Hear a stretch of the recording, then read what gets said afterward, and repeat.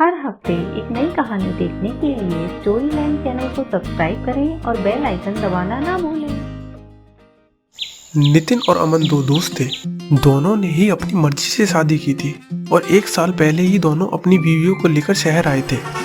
दोनों को एक कंस्ट्रक्शन में जूनियर कलर का काम मिला था। आज नितिन जहां ऐशो आराम से जी रहा था, वहीं अमन की माली हालत ज्यादा खास नहीं थी। चलो कहीं बाहर खाना खाने चलते हैं।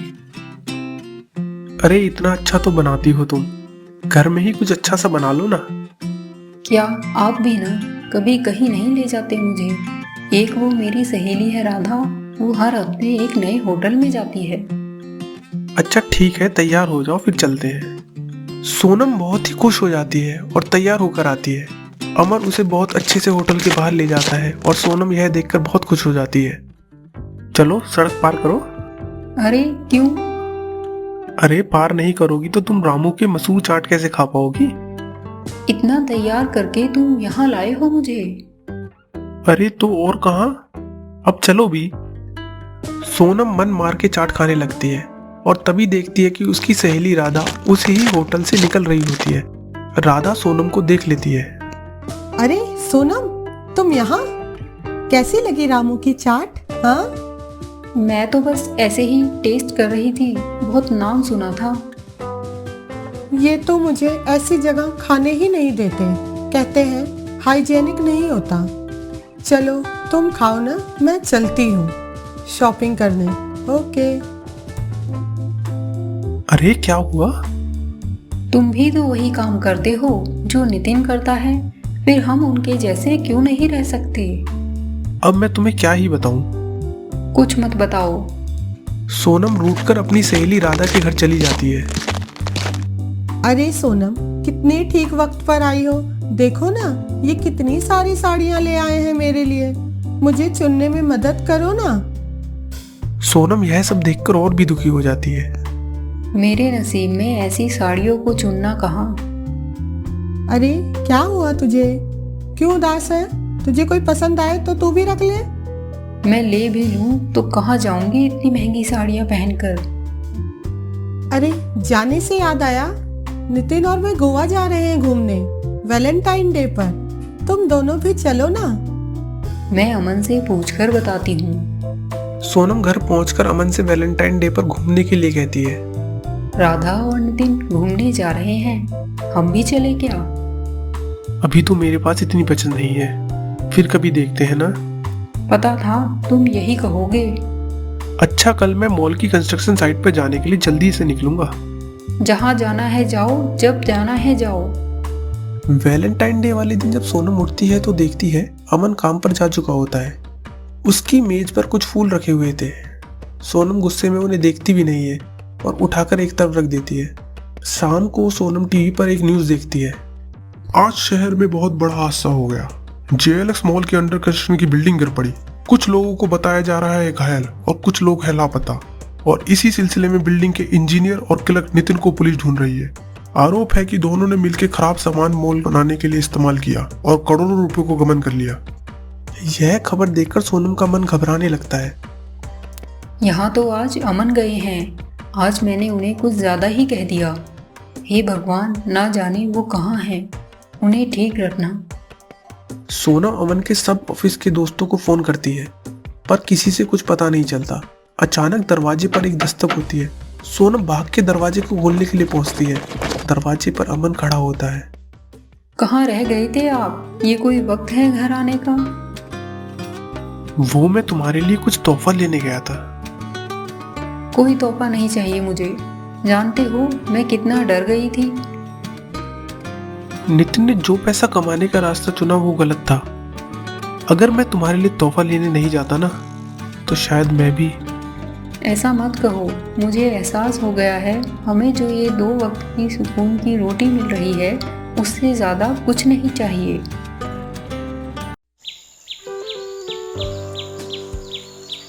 पूनम एक अमीर घर की इकलौती लड़की थी।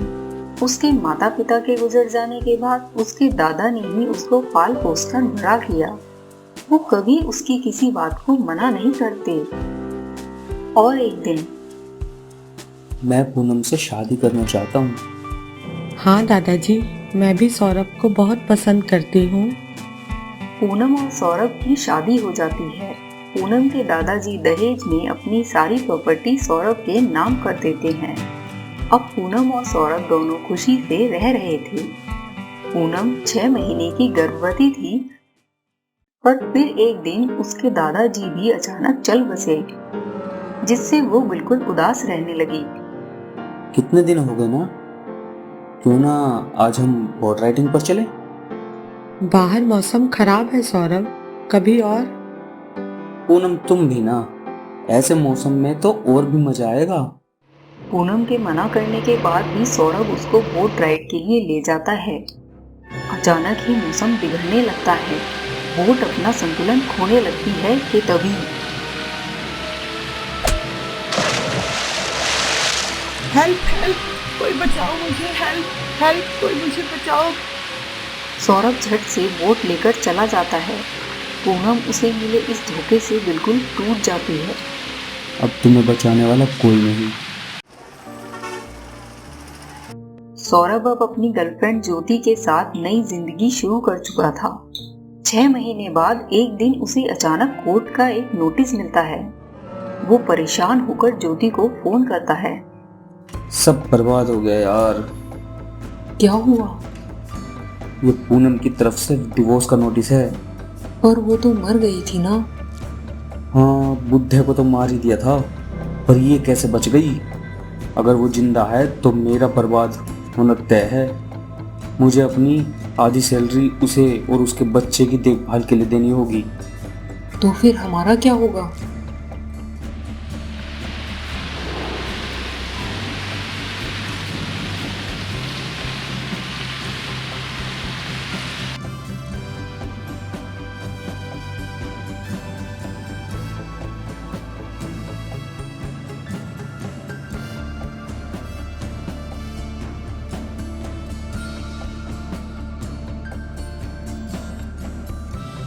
क्या तुम मुझसे शादी करोगी?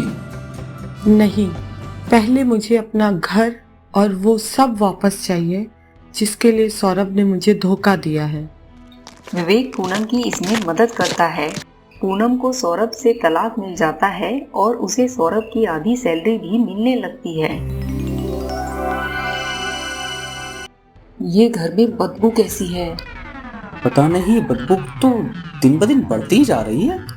सांस लेना भी मुश्किल हो गया है अब। सफाई वालों को बुलाकर पूरे घर की अच्छे से सफाई की जाती है, पर कुछ भी फर्क नहीं पड़ता। मुझे खुद समझ नहीं आ रहा है आखिर ये हो क्या रहा है। हमें कोई दूसरा घर लेना चाहिए। अब इतने पैसे कहाँ हैं मेरे पास? आधा तो उस पूनम को देना पड़ते हैं। इसे बेचकर जो भी मिलेगा उससे ही नया घर ले लेंगे। ऐसे हालत में इस घर के क्या दाम लगेंगे? बहुत ग्राहक आते हैं, पर घर की हालत की वजह से कोई उसको नहीं लेता। तभी एक अमीर औरत उसको 10 गुना कम दाम में खरीदने के लिए मान जाती है। सौरभ ज्योति के साथ उन पैसों से एक छोटा सा घर खरीद लेता है। ज्योति, अपना खर्चा चलाने के लिए हम दोनों को नौकरी करनी पड़ेगी। तुम मानोगे नहीं, मुझे बहुत अच्छी कंपनी से नौकरी का ऑफर आया है। सौरभ और ज्योति घर चलाने के लिए दिन रात काम करने लगे और उधर ज्योति अपने नए बॉस के साथ बहुत घुल मिल रही थी। विवेक उसे बहुत अच्छे अच्छे गिफ्ट देता। सौरभ को ये पसंद नहीं था। मुझे तुम्हारा गैर लोगों से मिलना बिल्कुल पसंद नहीं है। मैं तुम्हारी गुलाम बनकर नहीं रह सकती। सौरभ और ज्योति में झगड़ा होता है और पुलिस आ जाती है। You are under arrest mister Saurabh. किस लिए? यह रिकॉर्डिंग आपकी गर्लफ्रेंड ज्योति ने हमें दी है, जिसमें तुमने पूनम के दादा का कत्ल कबूल किया हुआ है। सौरभ को 14 साल की जेल हो जाती है और जब वो जेल से बाहर निकलता है तो बहुत बुरे हालात में अपने पड़ोसी से मदद के लिए उसके घर आता है। अरे यार, कुछ पैसे दे दो, हालत बहुत तंग चल रही है। निकलो यहाँ से। कौन है तू? अरे मैं सौरभ हूँ। तुम्हारे जैसे खूनी और बेगैरत इंसान से कोई बात नहीं करनी हमें। तभी सौरभ की नजर अपने पुराने घर में खड़ी पूनम पर पड़ती है। वो उसको उस घर में देखकर हैरान रह जाता है। ये यहाँ कैसे? अरे तुमने ही तो खुद घर बेचा था पूनम को। सौरभ को कुछ समझ नहीं आता और वो शर्मिंदा होते हुए पूनम के पास जाता है। तुम यहाँ कैसे? वो घर तो मैंने किसी अमीर औरत को दिया था। हाँ, वो अमीर औरत और कोई नहीं, मैं ही थी।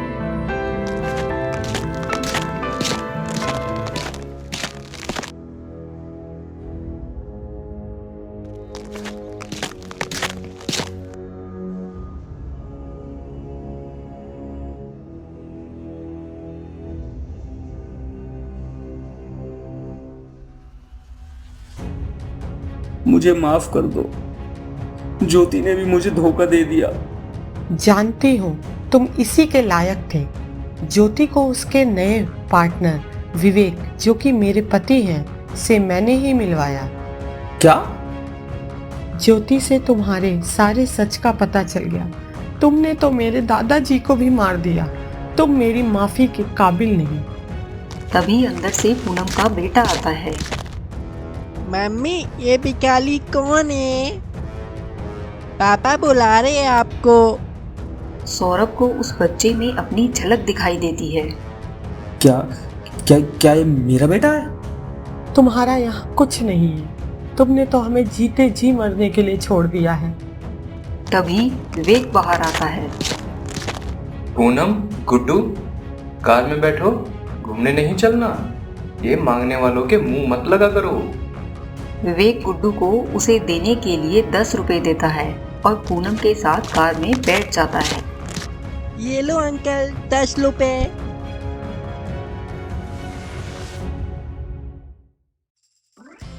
सेठ रायचंद शहर के बहुत बड़े फैशन डिजाइनिंग कंपनी के मालिक हैं। उनका बेटा राहुल उनका सारा कारोबार देखता है। उनके आलीशान घर में रोज की तरह ही दिन शुरू हुआ, पर हाय मॉम, हाय डैड। आराम से बैठकर खाओ, पता नहीं कहाँ की जल्दी रहती है तुम्हें। अब आ जाएगी फुर्सत लगाने वाली। आप क्या कह रही हो मॉम? मेरे एक बहुत पुराने दोस्त हैं हुकुम सिंह, हमने तुम्हारी शादी उनकी लड़की से तय कर दी है। क्या? मुझसे बिना पूछे? इसमें पूछना क्या है बेटा? वो अमीर ना हो पर उनकी लड़की सोना है, सोना। अच्छी है, संस्कारी है। संस्कारी माय फुट। मैं किसी और से प्यार करता हूँ। अगर तुमने हमारी बात नहीं मानी तो मैं तुम्हें जायदाद से बेदखल कर दूंगा। राहुल गुस्से में वहां से चला जाता है। क्या बात है, आज बहुत परेशान हो? एक बात बताओ, अगर मेरे पास कुछ भी ना हो, क्या तब भी तुम मेरा साथ दोगी? डार्लिंग, जो लाइफ मैंने जी है मैं उससे कॉम्प्रोमाइज नहीं कर सकती हूँ। तो क्या मेरे लिए इंतजार करोगी? कयामत तक। और they love me so much। चलो, लूकी का नया कलेक्शन आया है, वो खरीदने चलते हैं। राहुल को आखिरकार अपने माता पिता की बात मानकर देविका से शादी करनी पड़ती है। देविका आते ही राहुल के माता पिता का दिल जीत लेती है। राहुल ने शादी कर तो ली थी, पर उसके इरादे कुछ और ही थे। ये क्या बनाया है तुमने? मैंने कहा था सॉफ्ट बॉइल्ड अंडे चाहिए मुझे। तुम ये रोज क्या घास फूस रख देती हो मेरे सामने? वो आज मेरा व्रत है ना, तो अरे यार तुम रहने दो, मैं बाहर ही खा लूंगा। राहुल गुस्से से खाना छोड़कर वहां से चला जाता है। बेटा, आज बहू का करवा चौथ का व्रत है, जल्दी आ जाना। राहुल कोई जवाब दिए बिना चला जाता है और रात में जब राहुल नहीं आता तब देविका उसे फोन करती है। फोन पर उसे किसी लड़की के हंसने की आवाज आती है। आप कब तक आएंगे? मैं बिजी हूँ बहुत, डोंट डिस्टर्ब। तुम्हारे व्रत के चक्कर में इतनी इंपॉर्टेंट मीटिंग नहीं छोड़ सकता मैं। ऐसे ही खोल लो व्रत। बेटा, बहू का पहला व्रत है। मुझसे पूछ कर रखा था क्या? मॉम, आप भी क्या ये बेकार की बातें कर रही हो? राहुल फोन काट देता है और रात को 2 बजे शराब के नशे में घर लौटता है। कहाँ गई मेरी प्यारी बीबी? ये लो, चलो खोलो अपना व्रत।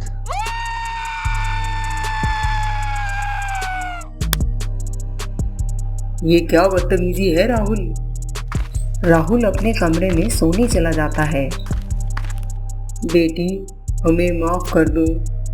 ऐसा मत कहो माँ जी। तुम अगर उसके साथ थोड़ा और समय गुजारो तो शायद वो तुम्हें समझ जाएगा। अगले दिन सुबह देविका राहुल से बात करती है। सुनो जी, मुझे थोड़ी सिलाई आती है, क्यों ना मैं भी आपके साथ आपका हाथ बटाऊं। जानती भी हो फैशन डिजाइनिंग क्या होती है। तुम घर का चूल्हा चौका करने के ही लायक हो। घर पर माँ पिताजी की देखभाल करो, वही बहुत है। और एक दिन अचानक तीर्थ यात्रा पर गए हुए सेठ रायचंद और उनकी पत्नी की मृत्यु की खबर आती है, जिसके बाद देविका का पूरा संसार ही बदल जाता है। राहुल देविका को घर से निकाल देता है। आप मुझे छोड़ देंगे तो मेरे पिताजी तो जीते जी मर जाएंगे। मेरे माता पिता ने मेरी शादी तुमसे जबरदस्ती करवाई।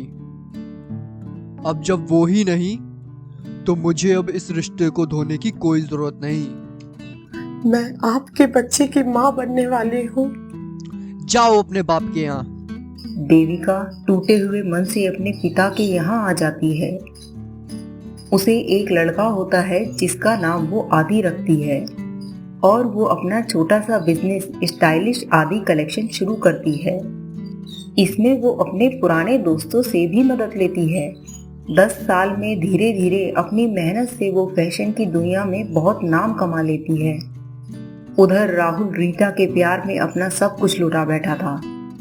अगर ये प्रोजेक्ट भी हमारे हाथ से चला गया तो हमारी कंपनी बंद हो जाएगी।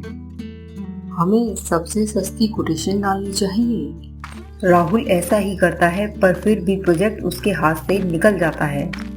हम कितनी भी सस्ती डाल ले, हर बार ये स्टाइलिश आदि ही प्रोजेक्ट ले जाता है। आखिर ये है कौन आदि कलेक्शन? हमें इस प्रोजेक्ट की बहुत जरूरत है। मैं खुद जाकर इस कंपनी के मालिक से मिलता हूँ, शायद कुछ बात बन जाए। राहुल आदि कलेक्शन के ऑफिस पहुंच जाता है और सेक्रेटरी से अपॉइंटमेंट लेता है। क्या मैं सर से मिल सकता हूँ? सर नहीं मैम। क्या? इस कंपनी की एक फीमेल बॉस है? वो कभी देखा या सुना ही नहीं उनके बारे में। जी मैम को वैसे तो लो प्रोफाइल रहना ही पसंद है और वो किसी से डायरेक्टली मिलती भी नहीं। बट आई एम सरप्राइज्ड कि आपको अपॉइंटमेंट दे दिया है उन्होंने। Sir kindly wait for your turn. Thank you. Rahul बेसब्री से अपनी बारी का इंतजार करता है। रीता, अपॉइंटमेंट तो मिल गई है। इतने लोगों में से सिर्फ मुझसे ही पर्सनली मिलेंगी मैम। लगता है तुम्हारे काम और नाम से इम्प्रेस है। लग तो रहा है काम बन जाएगा। 2 घंटे इंतजार करने के बाद राहुल का नंबर आता है। राहुल बहुत खुश होते हुए अंदर जाता है।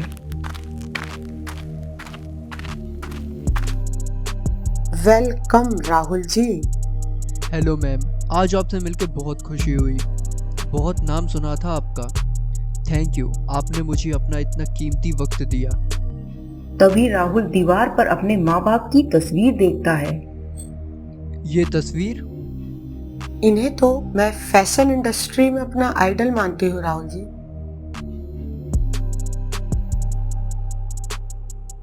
राहुल देविका को देखकर बिल्कुल चौंक जाता है।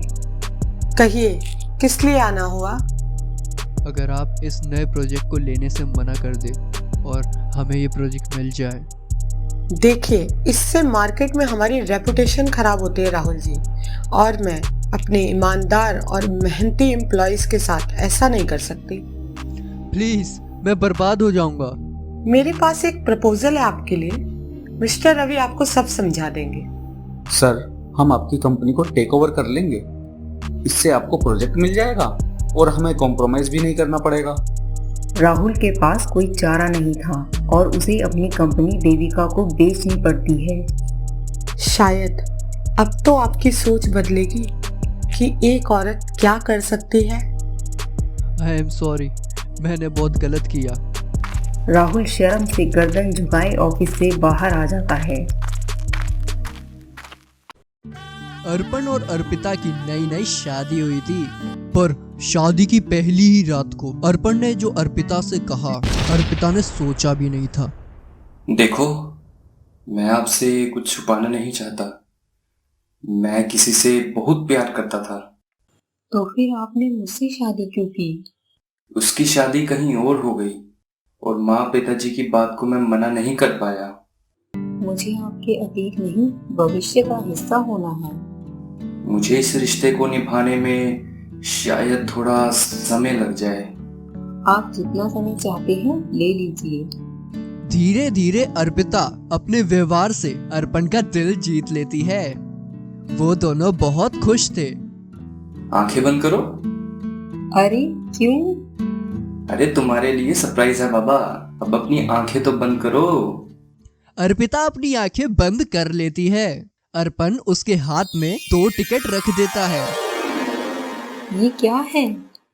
मेरे हालात की वजह से हम कहीं घूमने नहीं जा पाए।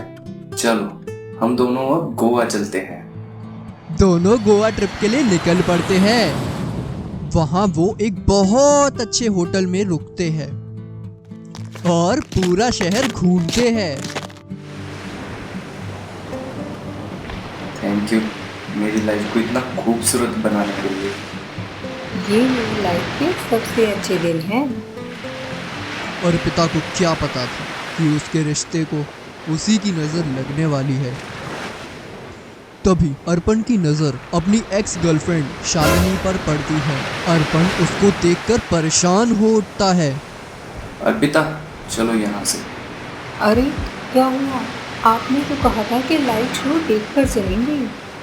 यार मेरा सर दर्द हो रहा है। चलो आज चलते हैं, कल वापस आएंगे। अच्छा बाबा। वो दोनों अपने होटल वापस आ जाते हैं।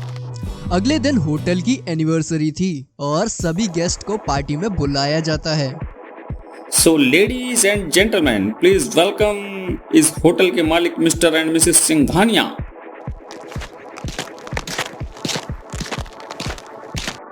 अब वक्त आ गया है उस कपल को चुनने का जो हमारे आज के स्टार कपल होंगे। शालिनी लकी ड्रॉ निकालती है और उसे एंकर को देती है। And the lucky couple is mister and Mrs Arpan Malhotra.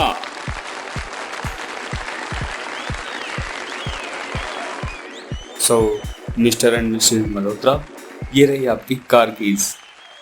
Wow, मुझे तो विश्वास ही नहीं हो रहा कि हम ये लकी ड्रॉ जीत गए। अर्पण रात भर परेशान रहता है। चलो मॉल चलते हैं, मुझे सबके लिए रिटर्न गिफ्ट लेने हैं। आई एम सो सॉरी यार, मैं कल ठीक से सो नहीं पाया। मुझे थोड़ा रेस्ट करना है। हाँ ठीक है, पक्का ना ठीक हो तुम? फिर मैं अकेले ही चली जाती हूँ। ठीक है, अपना ध्यान रखना और मुझे अपडेट करती रहना। हाँ बाबा, बच्ची थोड़े ना हूँ। अर्पिता मॉल के लिए चली जाती है। थोड़ी देर बाद अर्पिता की कॉल आती है। विल चाइल्ड्स ले लूं क्या गिफ्ट के लिए? ये कैसा है? आप जो भी लोगी अच्छा ही होगा। अर्पिता तुम्हारी आवाज नहीं आ रही। नेटवर्क नहीं है शायद। मैं नेटवर्क एरिया में पहुंचकर दोबारा करता हूँ। अर्पण मीटिंग रूम में पहुंचकर दोबारा कॉल करने की कोशिश करता है, पर अर्पिता कॉल नहीं उठाती है।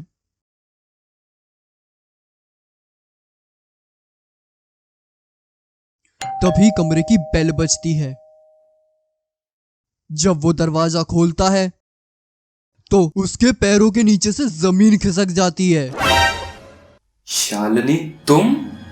मैं तुमसे अभी भी बहुत प्यार करती हूँ। तो फिर मुझसे शादी क्यों नहीं की? उस वक्त मैं पैसे के नशे में चूर हो गई थी, पर जब फिर तुम्हें देखा तो मुझे अपनी गलती का एहसास हो गया। मेरी शादी हो चुकी है और मैं बहुत खुश हूँ। तुम उसे छोड़ दो। एक मामूली सी लड़की के लिए तुम मुझे ठुकरा रहे हो। मैं ऐसा नहीं करूँगा और अपनाया तो तुमने कभी था ही नहीं। तुम बहुत पछताओगे। मैं तुम्हारी लाइफ बर्बाद कर दूंगी। तुम्हारे ऊपर जबरदस्ती करने का इल्जाम लगाऊंगी। तुम्हें जो करना है करो, मेरी लाइफ में तुम्हारे लिए कोई जगह नहीं है। शालिनी गुस्से में वहां से चली जाती है और पुलिस को कॉल कर देती है। अरेस्ट कर लीजिए इसे, इसने मेरे साथ जबरदस्ती करने की कोशिश की है। पुलिस अर्पण को अरेस्ट करके ले जाती है। अर्पिता उससे मिलने जेल जाती है। ये सब क्या है अर्पण, तुम तो ऐसे नहीं थे। मेरा विश्वास करो अर्पिता, शालिनी ही मेरी एक्स है और वो फिर से मेरी लाइफ में आना चाहती है, बट मेरे मना करने पर उसने ये सब कर दिया।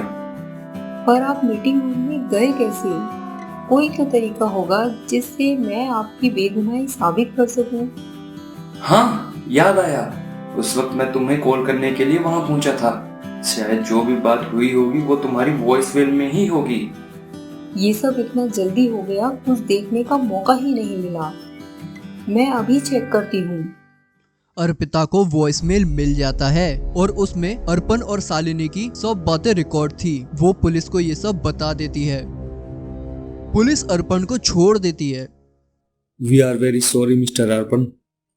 पुलिस शालिनी को झूठे आरोप लगाने के जुर्म में गिरफ्तार कर लेती है। थैंक यू अर्पिता, मुझ पर भरोसा करने के लिए। I love you. Thank you मेरा भरोसा रखने के लिए।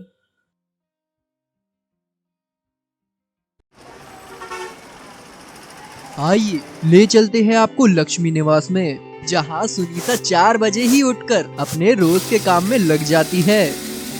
बहू जरा मेरी चाय तो बना दो, सर दर्द होने लगा है मेरा तो।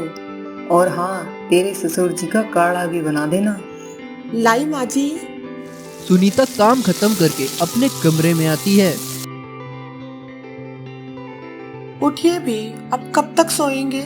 मोनू को ही तैयार कर देते, मैं तब तक मोनू का टिफिन तैयार कर देती हूँ। अरे यार, इतना जल्दी मत उठाया करो मुझे। जल्दी 7 बज गए हैं, मोनू की बस भी आती होगी। रवि मोनू को उठाकर स्कूल के लिए तैयार करता है। लो मोनू, ये टिफिन तुम्हारा।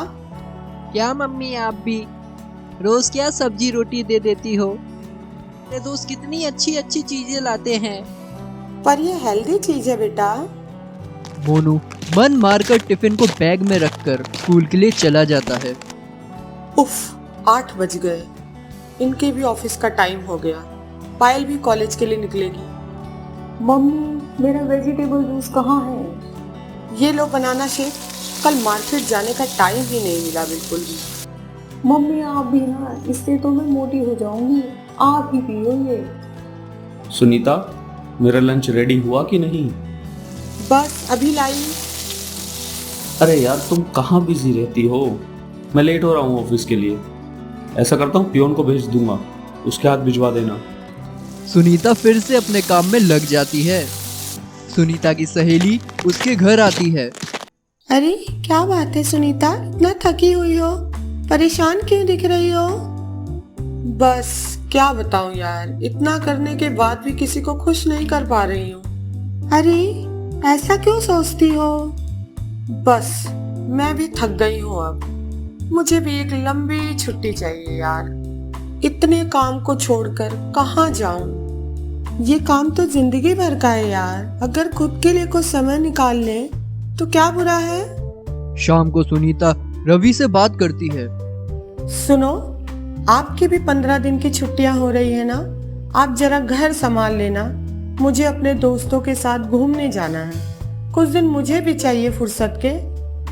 अरे पर मैंने भी तो कुछ प्लान सोच रखे हैं। आज तक मैंने आपसे कभी कुछ नहीं मांगा, कभी कुछ नहीं कहा। प्लीज मुझे जाने दो। अच्छा ठीक है। सुनीता अपने दोस्तों के साथ घूमने के लिए निकल पड़ती है और इधर लक्ष्मी निवास में शुरू हो जाता है हंगामा। बहू चाय ले आना। भूल गई क्या? सुनीता नहीं है। अरे हाँ, खुद ही बनानी पड़ेगी।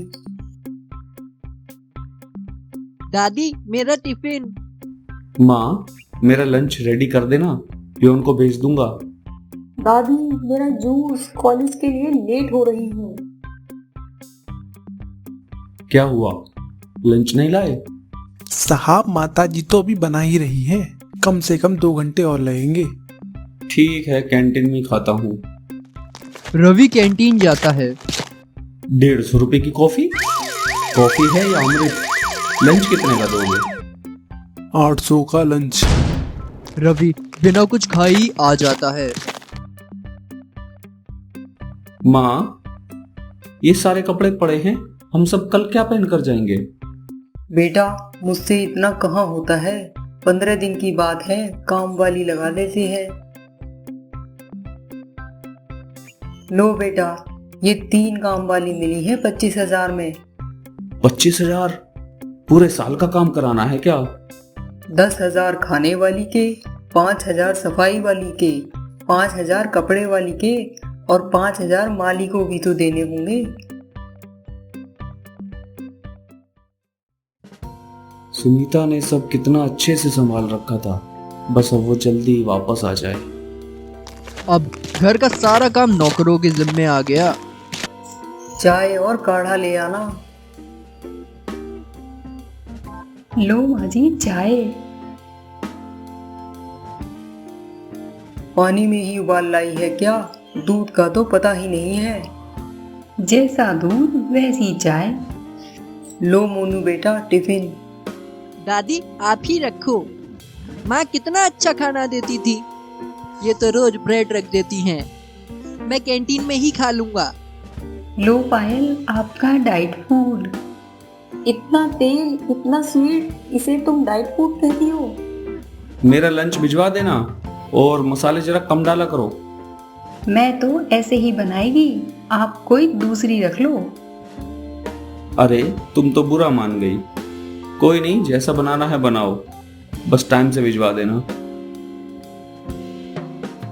अरे यार, ये मेरी सफेद शर्ट को क्या कर दिया? मेरी भी जैकेट की चेन खराब कर दी और मोनू के शर्ट के बटन भी टूट गए। पापा, मम्मी की बहुत याद आ रही है। आप प्लीज बुला लो ना उनको। सास सुनीता को कॉल करती है। सुनीता बेटी, कब आ रही हो? तुम्हारे बिना तो ये घर चिड़ियाघर बन गया है। हाँ मम्मी, प्लीज आ जाओ, मैं कोई जिद नहीं करूँगा। मैं भी नहीं mom, I miss you so much. आप इतना सब करती थी हमारे लिए। हाँ सुनीता, मुझे भी कभी एहसास नहीं हुआ कि तुम क्या हो इस घर के लिए। आपको क्या लगता है मैं आप सबसे अलग होकर खुश हूँ? मैं भी आप सबको बहुत याद करती हूँ, बहुत मिस करती हूँ। फैमिली बिना कुछ नहीं है। सुनीता जल्द ही अपनी ट्रिप खत्म करके लौट आती है। सब उसका बहुत अच्छे से लक्ष्मी निवास में स्वागत करते हैं और फिर वही ठहरी हुई जिंदगी फिर से शुरू हो जाती है। Thank you so much Sunita, तुम इस घर की जान हो। ये फैमिली तो मेरी जान है। प्यारे दोस्तों, मैं हूँ आपकी सुपर सासू और मैं हूँ आपकी बेस्ट बहू। आपको हमारी स्टोरी अच्छी लगी तो हमारे चैनल को सब्सक्राइब करें और बेल आइकन को दबाएं, जिससे हमारी लेटेस्ट स्टोरी की नोटिफिकेशन आपको सबसे पहले मिले।